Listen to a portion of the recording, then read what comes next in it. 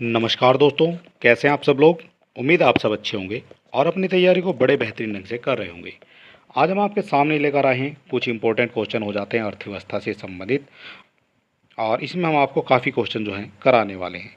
तो चलिए देर बिल्कुल नहीं करेंगे, ठीक है, और शुरू कर लेते हैं आज का हमारा इंपॉर्टेंट वीडियो।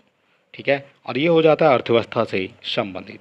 सारे जो क्वेश्चन हैं वो इम्पोर्टेंट हो जाते हैं और सभी क्वेश्चन को जो है आपको देख लेना है। तो चलिए शुरू करेंगे आज का हमारा इंपॉर्टेंट वीडियो भारतीय अर्थव्यवस्था और इकोनॉमी से संबंधित। और वीडियो शुरू करने से पहले अगर अभी तक आपने हमारे चैनल को सब्सक्राइब नहीं किया तो आप सब्सक्राइब कर सकते हैं। वीडियो को अपने दोस्तों में भी शेयर कर सकते हैं। भारत ने मिश्रित अर्थव्यवस्था की अवधारणा को निम्नलिखित में से किसके अंतर्गत स्वीकार किया है। तो ये स्वीकार किया गया है आपका द्वितीय पंचवर्षीय योजना के अंतर्गत। ठीक है, भारत में जो मिश्रित अर्थव्यवस्था है उसकी जो अवधारणा है वो द्वितीय पंचवर्षीय योजना के अंतर्गत स्वीकार की गई है। और मिश्रित अर्थव्यवस्था से आपसे पूछा जाता है इसके अंतर्गत क्या होता है, तो जो निजी क्षेत्र है, ठीक है, वो इसके अंतर्गत आ जाता है, और एक आपका होता है सरकारी। ठीक है, तो दोनों जो है क्षेत्र इसके अंतर्गत आपको देखने को मिलेंगे। इसी वजह से जो है इसको मिश्रित अर्थव्यवस्था कहा जाता है। इंपॉर्टेंट ये क्वेश्चन आपका हो जाएगा। अगला क्वेश्चन हो जाएगा हमारा क्वेश्चन नंबर 2। मिश्रित अर्थव्यवस्था से तात्पर्य है, तात्पर्य आपसे पूछा गया है मिश्रित अर्थव्यवस्था से।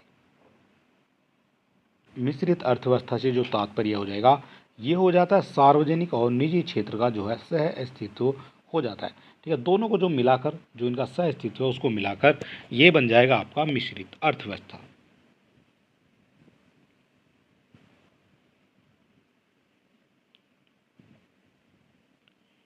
भारतीय अर्थव्यवस्था एक मिश्रित अर्थव्यवस्था है क्योंकि इसमें मिश्रण है। एक ही क्वेश्चन को एग्जामिनर आपसे घुमा फिरा कर पूछता है, किस किस तरह से पूछता है वो सब आपको इसी वीडियो में देखने को मिल जाएगा। एक क्वेश्चन है केवल मिश्रित अर्थव्यवस्था का, लेकिन उससे कितने क्वेश्चन एग्जामिनर ने बनाए हैं अब आपको देख लेना है। ठीक है, यहाँ पूछा गया है आपसे भारतीय अर्थव्यवस्था एक मिश्रित अर्थव्यवस्था है क्योंकि इसमें मिश्रण है। किसका मिश्रण है, तो ये हो जाता है आपका सार्वजनिक और निजी क्षेत्र दोनों का जो है यहाँ पर मिश्रण आपका हो जाएगा। इसको कहा जाएगा जो मिश्रित अर्थव्यवस्था हो जाती है।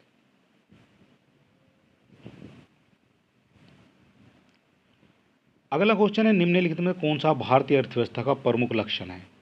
प्रमुख लक्षण है जो हमारी भारतीय अर्थव्यवस्था है उसका प्रमुख लक्षण क्या हो जाएगा, तो उसका प्रमुख जो लक्षण है वो हो जाता है आपका मिश्रित अर्थव्यवस्था। ठीक है, ये भारतीय अर्थव्यवस्था का एक प्रमुख लक्षण माना जाएगा क्योंकि यहाँ जो है आपको मिश्रित अर्थव्यवस्था देखने को मिल जाएगी। भारत में नियोजित अर्थव्यवस्था आधारित है। भारत में नियोजित अर्थव्यवस्था आधारित है, किस पर आधारित है, गांधीवादी व्यवस्था पर, समाजवादी व्यवस्था पर, पूंजीवादी व्यवस्था पर, या फिर मिश्रित अर्थव्यवस्था पर। तो इसका करेक्ट आंसर हो जाता है ये मिश्रित अर्थव्यवस्था जो है ये आ जाएगा। भारत में नियोजित जो अर्थव्यवस्था है वो मिश्रित अर्थव्यवस्था मानी जाती है। सारे क्वेश्चन आपसे पूछे गए हैं। क्वेश्चन नंबर हो जाएगा हमारा 6। भारत की अर्थव्यवस्था कैसी है। ठीक है, पिछड़ी है, विकसित है, विकासशील है, या फिर अल्प विकसित है। किस तरह की हो जाती है जो भारत की अर्थव्यवस्था है।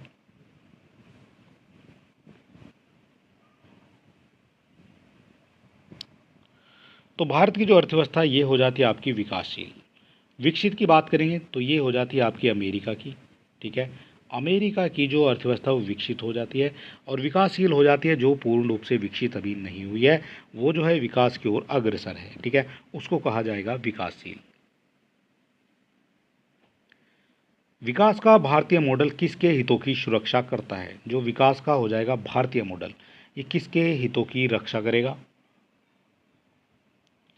तो ये करता है व्यक्ति की भी करता है और एक आपका राज्य की भी करता है। तो दोनों की जो है ये सुरक्षा करता है, व्यक्ति की भी और राज्य की भी। ऑप्शन नंबर सी यहाँ पर आपका बिल्कुल करेक्ट हो जाएगा। ठीक है, बंद अर्थव्यवस्था यानी क्लोज्ड इकोनॉमी, इससे आप क्या समझते हैं। जो क्लोज्ड इकोनॉमी है इससे आप क्या समझते हैं ये आपको बताना है। तो क्लोज्ड इकोनॉमी का जो मतलब होता है वो हो जाएगा आयात और निर्यात को बंद कर देना पूर्ण रूप से, ठीक है। ये हो जाएगी आपकी क्लोज्ड इकोनॉमी। इसमें ऐसी अर्थव्यवस्था होती है जिसके अंतर्गत जो विश्व के जो भी देश हैं वो आपस में व्यापार नहीं करेंगे और एक दूसरे से जो है आयात निर्यात भी वो नहीं करेंगे, ठीक है। तो इसको जो है फिर क्लोज इकोनॉमी कहा जाता है, ठीक है। हिंदी में कहेंगे बंद अर्थव्यवस्था और इंग्लिश में कहेंगे क्लोज्ड इकोनॉमी। कुछ नहीं। भारतीय अर्थव्यवस्था है, भारतीय अर्थव्यवस्था कैसी है? तो ये हो जाती है मिश्रित अर्थव्यवस्था। ऑप्शन नंबर ए यहाँ पर आपका करेक्ट हो जाएगा। फिर आपसे पूछा गया है भारतीय अर्थव्यवस्था कैसी है? भारतीय अर्थव्यवस्था है तो भारतीय अर्थव्यवस्था हो जाती है ये विकासशील, ठीक है। ऑप्शन नंबर सी यहाँ पर आपका बिल्कुल करेक्ट हो जाएगा।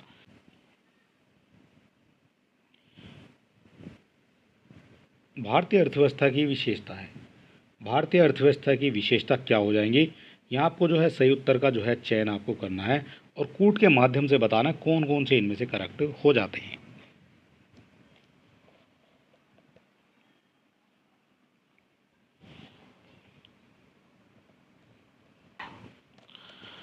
तो यहाँ बात की गई है सबसे पहले आपका जो कृषि की प्रधानता है वो आपका करेक्ट हो जाएगा। कृषि की प्रधानता जो है इससे संबंधित हो जाएगी। भारतीय अर्थव्यवस्था की जो विशेषता है वो हो जाएगी कृषि की प्रधानता। इसके बाद हो जाएगी जो न्यून प्रति व्यक्ति आय है, ठीक है। और इसके बाद हो जाता है आपका वृद्ध बेरोजगारी। ये जो है सभी संबंधित हो जाते हैं भारतीय अर्थव्यवस्था से। क्वेश्चन नंबर 11 का करेक्ट आंसर हो जाता है आपका, ये हो जाएगा 1, 3 और 4। 1, 3, 4 दिए गए हैं आपके ऑप्शन नंबर डी में, यही हो जाएगा आपका यहाँ पर करेक्ट आंसर। निम्नलिखित में से कौन सा लक्षण भारतीय अर्थव्यवस्था का नहीं है? यहाँ आपको बताना है कौन सा लक्षण भारतीय अर्थव्यवस्था का नहीं है इनमें से।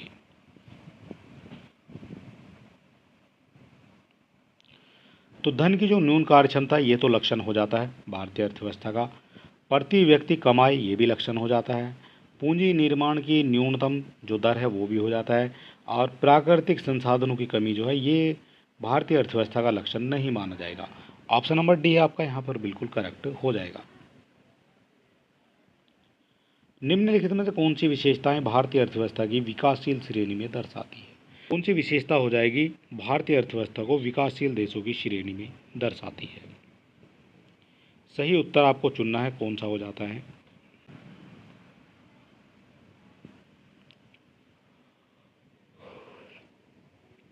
तो ये हो जाती है जो कृषि मुख्य व्यवसाय, ठीक है। कृषि जो है मुख्य व्यवसाय से संबंधित, तो ये तो आपका हो जाता है यहाँ पर करेक्ट। परछन बेरोजगारी भी जो है इससे संबंधित हो जाएगी। और मानव पूंजी की गुणवत्ता जो है ये भी संबंधित हो जाती है। लेकिन प्रोटीन का जो प्रति व्यक्ति सेवन है उच्च हो जाएगा। प्रोटीन का प्रति व्यक्ति सेवन जो है उच्च होना ये आपका हो जाता है यहाँ पर गलत, ठीक है। ये गलत दिया गया है। इस तरह से 1, 2 और 3 ये सही हो जाएंगे। और 1, 2, 3 दिए गए हैं आपके ऑप्शन नंबर डी में। अल्प विकसित व्यवस्था, अल्प विकसित जो अर्थव्यवस्था उसकी सामान्यतः विशेषता होती है। इसकी विशेषता क्या हो जाएगी ये आपको बताना है। 40 नंबर क्वेश्चन हो जाता है। और यहाँ जो है प्रति व्यक्ति निम्न आय ये बार बार आपसे कहा जा रहा है क्वेश्चन में। कितनी तरह से एक क्वेश्चन को पूछा जाता है ये भी आप यहाँ पर यहाँ पर आप समझ रहे हैं। पहला आपका करेक्ट हो जाएगा प्रति व्यक्ति निम्न आय, ये करेक्ट हो जाएगा। पूंजी निर्माण की दर ये भी करेक्ट हो जाएगा। और बाकी जो है दोनों आपके यहाँ पर गलत दिए गए हैं। 1 और 2 ये ही हो जाएगा आपका यहाँ पर करेक्ट आंसर। निम्नलिखित में से कौन सा आर्थिक विकास का प्रमुख कारक नहीं है? कौन सा हो जाएगा आर्थिक विकास का प्रमुख कारक जो नहीं है?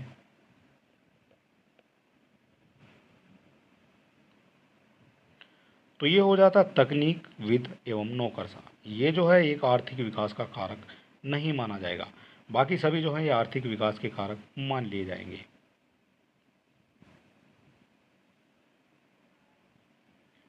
निम्नलिखित में से कौन सा एक आर्थिक वृद्धि का अच्छा सूचक है? आर्थिक वृद्धि का एक अच्छा सूचक माना जाएगा। तो ये माना जाएगा आपका स्थिर कीमतों पर सकल घरेलू उत्पाद। स्थिर कीमत पर होना चाहिए सकल घरेलू उत्पाद यानी जीडीपी। ठीक है, तो ये माना जाएगा आर्थिक वृद्धि का सबसे अच्छा सूचक। किसी देश की आर्थिक समृद्धि का सबसे उपयुक्त मापदंड क्या है? क्या मापदंड हो जाता है सबसे उपयुक्त? तो ये हो जाता है प्रति व्यक्ति वास्तविक आय।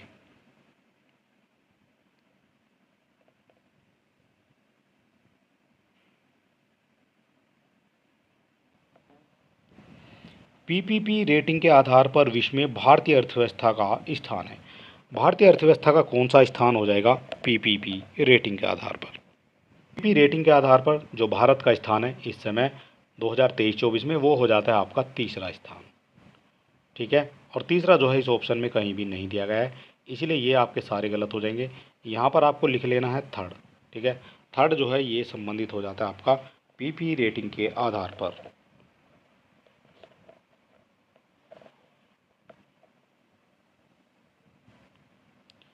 संतुलित विकास से तात्पर्य है, संतुलित विकास से क्या तात्पर्य हो जाएगा? तो ये हो जाता है अर्थव्यवस्था के विभिन्न क्षेत्रों में समान रूप से विकास होता है। जो अर्थव्यवस्था है उसके विभिन्न क्षेत्रों में समान रूप से विकास होता है संतुलित विकास से।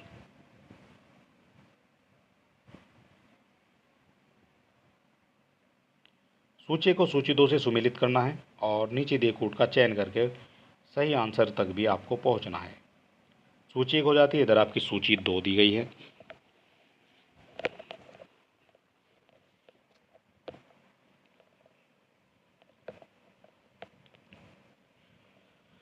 तो यहाँ दिखाया गया आर्थिक विकास। तो आर्थिक विकास जो है संबंधित हो जाता है आपका संरचना परिवर्तन से।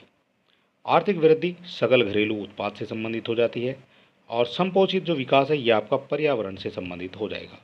जीवन की गुणवत्ता ये स्वास्थ्य से संबंधित हो जाएगी।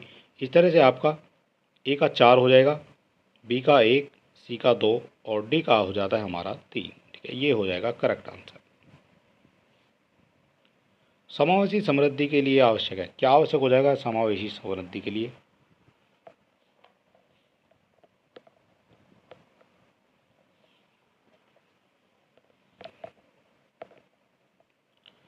तो ये हो जाता है आपका अधसंरचना सुविधाओं का विकास, बिल्कुल करेक्ट हो जाएगा। समावेशी समृद्धि की बात हो रही है।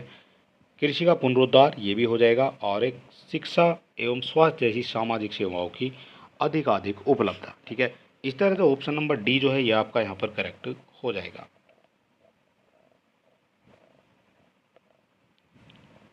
कथन और कारण से क्वेश्चन दिया गया है। वास्तविक राष्ट्रीय आय में निरंतर वृद्धि आर्थिक समृद्धि की घोषक है।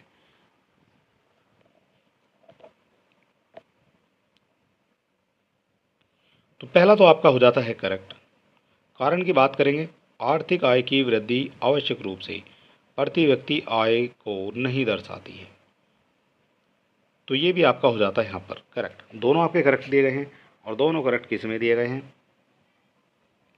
तो ये दिए गए हैं ऑप्शन नंबर बी में। ए और आर दोनों सही हैं और आर जो है एक सही स्पष्टीकरण नहीं माना जाएगा।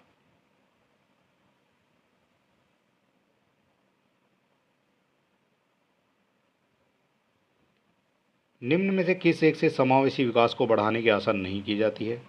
समावेशी विकास को बढ़ाने की आशा नहीं की जाती है। तो ये हो जाएगा राष्ट्रीय आय की ऊंची वृद्धि दर। ऑप्शन नंबर ए यहाँ पर आपका करेक्ट हो जाएगा।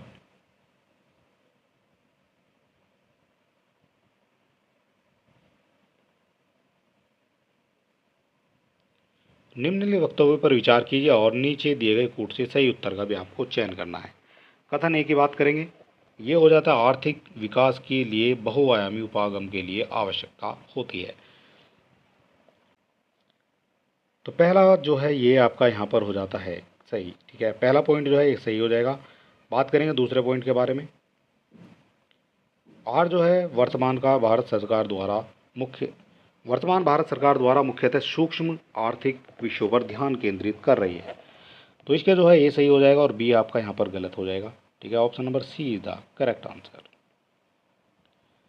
भारत के संदर्भ में विकास की हिंदू दर का जो विचार किसने दिया है? हिंदू दर का विचार दिया है, आपसे पूछा गया है भारत के संदर्भ में विकास की हिंदू दर का विचार किसने दिया था? तो ये दिया जाता है आपका राजकृष्ण के द्वारा। ऑप्शन नंबर ए यहाँ पर आपका बिल्कुल करेक्ट हो जाएगा। पिछड़े देशों के लिए रोलिंग प्लान का सुझाव किसके द्वारा दिया गया है? किसके द्वारा दिया गया था रोलिंग प्लान का सुझाव? तो ये दिया गया था जीडी मिडल के द्वारा। ऑप्शन नंबर ए बिल्कुल करेक्ट हो जाएगा। अनवरत योजना भारत में लागू की गई है। जो अनवरत योजना है भारत में कब लागू की गई है? तो इसका करेक्ट आंसर हो जाता है 1978 और 79 में। ठीक है, अनवरत योजनाएं भारत में लागू की गई थी 1978 और 1979 में। ठीक है,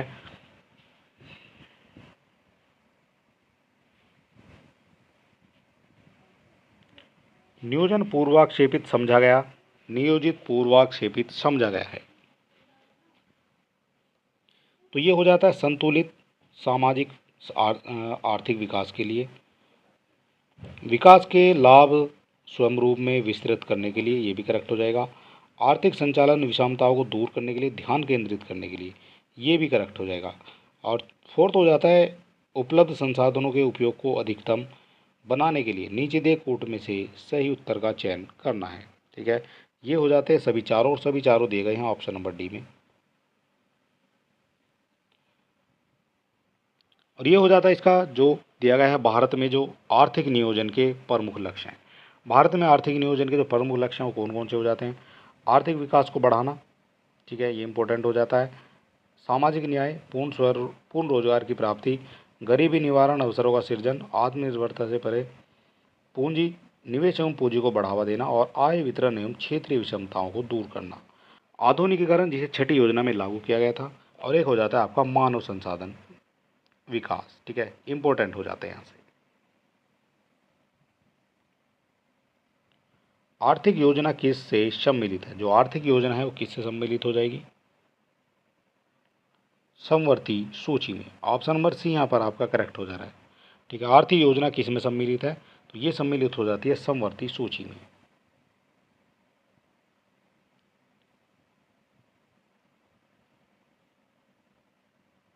किस पंचवर्षीय योजना के दौरान खादी तथा ग्रामोद्योग आयोग का गठन किया गया था? कौन सी पंचवर्षीय योजना हो जाती है जिसके दौरान किया गया था आपका खादी एवं ग्रामोद्योग आयोग का गठन?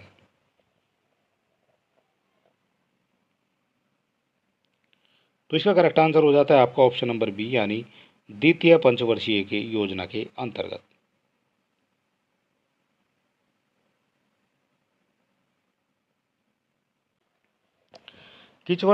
किस वर्ष पंचवर्षीय योजना के दौरान खादी एवं ग्रामोद्योग आयोग का गठन किया गया था? किस वर्ष किया गया है खादी और ग्रामोद्योग आयोग का गठन? तो ये किया जाता है द्वितीय पंचवर्षीय योजना के अंतर्गत। ठीक है, इंपॉर्टेंट हो जाता है ये। सूची को सूची दो से सुमेलित करना है और सही आंसर का आपको चयन करना है। एक तरफ आपकी पंचवर्षीय योजनाएं दी गई हैं, एक तरफ आपकी दिए गए हैं प्रयुक्त जो विकास मॉडल है वो दिए गए हैं। इनमें से आपको बताना है, सुमेलित करना है। ठीक है, सुमेलित कर लेते हैं।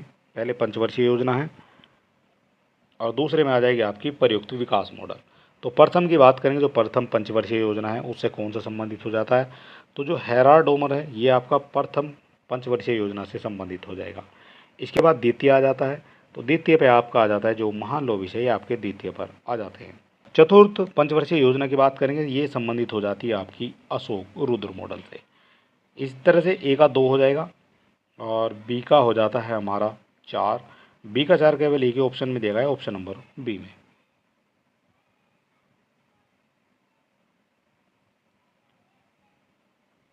सूची 1 में दी गई है आपकी पंचवर्षीय योजनाएं और सूची 2 में आपकी प्रयुक्त जो मॉडल हैं वो दिए गए हैं। कैसे संबंधित है? प्रथम की बात करेंगे हेराल्ड डोमर, ये हम पहले बता चुके हैं। द्वितीय में महान लोविस आ जाते हैं। तृतीय में आ जाते हैं आपके एस चक्रवर्ती और चतुर्थ में आ जाते हैं आपके अशोक रुद्र मॉडल। उद्योगों के विकास तथा औद्योगिकरण की रणनीति किस योजना का अंग थी? किस योजना का अंग हो जाती है? तो ये हो जाता है 7वीं। ठीक है, निम्नलिखित में किस पंचवर्षीय योजना में भारत की विकास दर सर्वाधिक रही है? भारत की विकास दर जो है सर्वाधिक रही है।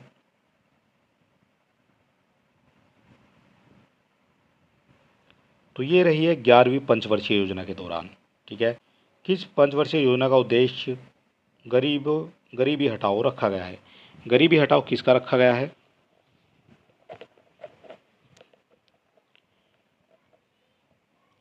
तो ये रखा गया है आपका 5वीं पंचवर्षीय योजना में। ऑप्शन नंबर ए आपका यहाँ पर करेक्ट हो जाएगा।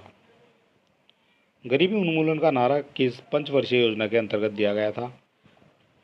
गरीबी उन्मूलन का नारा पूछा गया है, तो ये हो जाता है पंचम पंचवर्षीय योजना के अंतर्गत।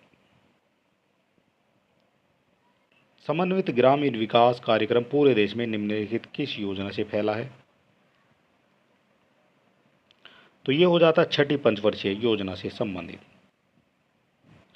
दुर्गापुर भिलाई राउरकेला स्टील संयंत्र स्थापित किए गए थे, ये कहाँ स्थापित किए गए थे?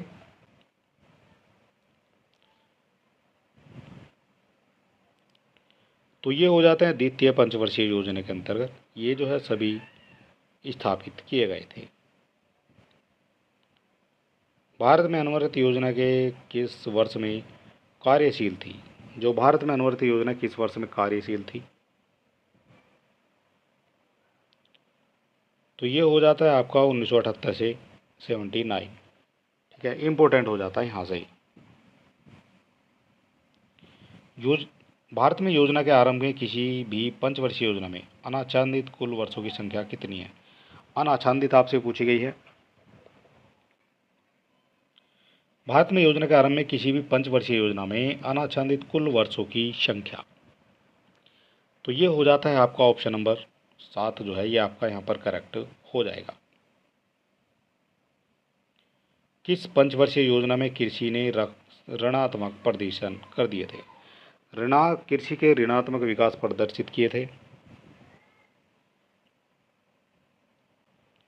तो ये हो जाता है तीसरी पंचवर्षीय योजना के अंतर्गत।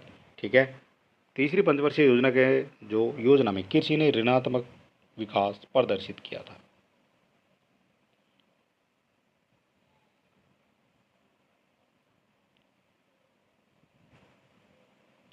किस विकास केंद्र उपागम किस योजना के अंतर्गत अपनाया गया था? किस योजना के अंतर्गत अपनाया गया था ये आपको बताना है।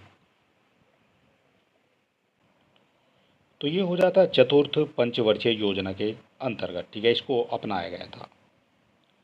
7वीं योजना में IRDP के अंतर्गत रणनीति अपनाई गई है।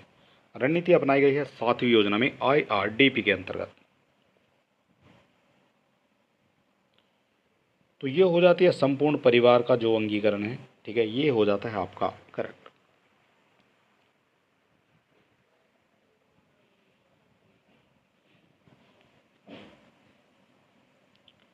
योजना काल में सर्वाधिक समृद्धि दर प्राप्त थी, किसको प्राप्त हो जाती है योजना काल में सर्वाधिक समृद्धि दर? अगर आप किसी क्वेश्चन का आंसर जानते हैं तो आप हमें कमेंट बॉक्स में लिख भी सकते हैं। फिलहाल इस क्वेश्चन का जो आंसर है वो हो जाता है हमारा 10वीं योजना। निम्नलिखित में भारत की किस पंचवर्षीय योजना के अंतर्गत आर्थिक समृद्धि दर अपने लक्ष्य से अधिक रही है? अपने लक्ष्य से भी अधिक रही है।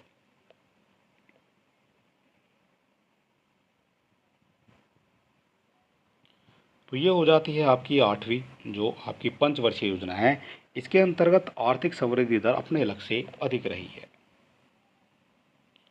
10वीं पंचवर्षीय योजना की वृद्धि दर क्या थी? क्या वृद्धि दर हो जाती है 10वीं पंचवर्षीय योजना के अंतर्गत?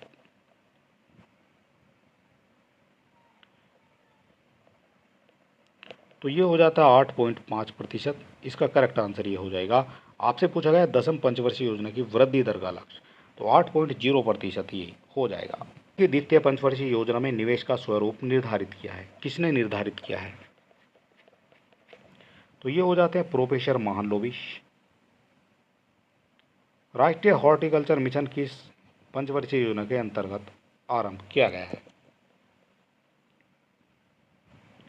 तो ये हो जाता है आपका 10वीं पंचवर्षीय योजना के अंतर्गत।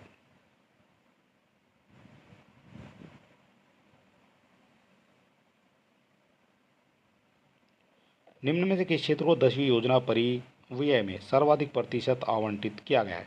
सर्वाधिक जो प्रतिशत है वो आवंटित किया गया है। तो ये हो जाता है आपका ऊर्जा को। भारत में योजना अवकाश की अवधि क्या है? योजना अवकाश की जो अवधि है वो क्या हो जाएगी भारत में? तो योजना अवकाश की जो अवधि है ये हो जाती है 1966 से 1969 तक। ठीक है, इम्पोर्टेंट हो जाता है। आज के जो हमारे इम्पोर्टेंट हैं ये 50 क्वेश्चन का जो वीडियो हो जाता है। इसमें हमारे जो हैं 100 क्वेश्चन थे, लेकिन जो है समय का थोड़ा सा अभाव है।